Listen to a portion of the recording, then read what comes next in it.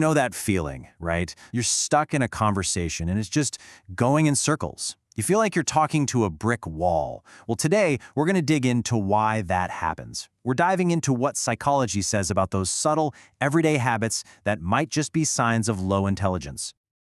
Oh yeah, you definitely know the type. They speak with this absolute, unshakable certainty. They're loud, they're proud, and they're completely wrong. But the second you ask a simple question like, okay, but why do you think that? Poof! The whole argument just crumbles. It's so frustrating, and it turns out there's a real psychological reason for it. It's not just some weird personality quirk. In fact, science gives us a pretty clear framework for understanding these kinds of behaviors. So, in this explainer, that's exactly what we're going to do. We're going to break down 6 specific, science-backed signs that connect our daily habits to the fundamental way we process the world around us. All right, so let's jump right in with the first major sign. It's all built around this powerful psychological blind spot that so many people fall into. It's called the confidence illusion. Yep, this is that person we were just talking about. They'll hold court on any topic like they're the world's leading expert. But the moment you start asking for details or just gently question their logic, the whole thing completely collapses. It's really just a performance, you know? They're using all that confidence as a shield to hide the fact that they don't actually know what they're talking about. And this is a textbook example of something called the Dunning-Kruger effect. So what does that actually mean? It's basically when someone doesn't know enough about a subject to even realize how little they know. Their lack of knowledge creates this giant blind spot, so they literally can't judge their own incompetence. And that's where all that unearned, baffling confidence comes from. Okay, so that lack of self-awareness is a really big piece of the puzzle, and it leads us right into our next set of signs, which are all about a lack of mental flexibility and just a basic curiosity to learn. I mean, think about it for a second. One of the biggest markers of intelligence is asking that simple but powerful question, why, right? Genuinely intelligent people have this almost insatiable drive to figure out how things work. But for those with lower cognitive abilities, that fundamental curiosity can be, well, completely missing. And you can see this lack of curiosity play out in a few classic ways. They almost never ask questions. They tend to just stick to what's familiar and comfortable. But here's the real kicker.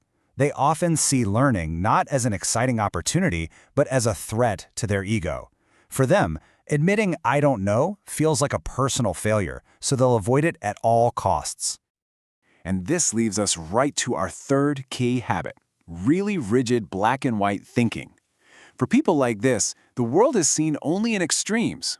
Something is either 100% right or 100% wrong. There's just no room for nuance, no middle ground, no gray area at all.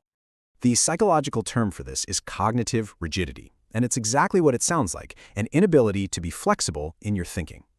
Let's be real, the world is complex and messy and full of nuance, but a mind that struggles with that complexity will just retreat into these super simple, absolute categories to try and make sense of it all.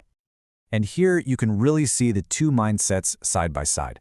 Rigid thinking only sees extremes, while flexible thinking embraces nuance. So a rigid thinker will say it's either right or wrong, period. But a flexible thinker will say, well, it really depends on the context. And that ability to consider context, that is a crucial cognitive skill. Now, this kind of rigid thinking doesn't just affect logic. It has a huge impact on our emotional lives. So let's take a look at how these habits translate into our emotional reactions. So, for our fourth sign, studies have shown a really strong link between lower IQ and lower emotional intelligence. This often shows up as reacting super impulsively. You know, they get offended easily, they can't regulate their anger, and they basically just let their feelings drive their actions without a moment of thought. The contrast here is what's so important. Instead of that immediate, raw, knee-jerk reaction, a more intelligent response follows a pretty simple 3-step process. First, you just pause. Resist that initial impulse. Second, you think through your options, and only then you respond with intention. All right, next up, how a person handles blame and disagreement. This is another really powerful indicator, and it brings our final 2 signs right into focus. Here's a classic for our 5th sign. When something goes wrong in their life, it is never their fault. They'll blame bad luck, their boss, society, literally anyone but themselves. It's this consistent failure to take any personal responsibility and find a way forward. Psychology actually has a name for this. It's called an external locus of control. It's this core belief that you have no real agency in your own life, that outside forces are controlling your destiny.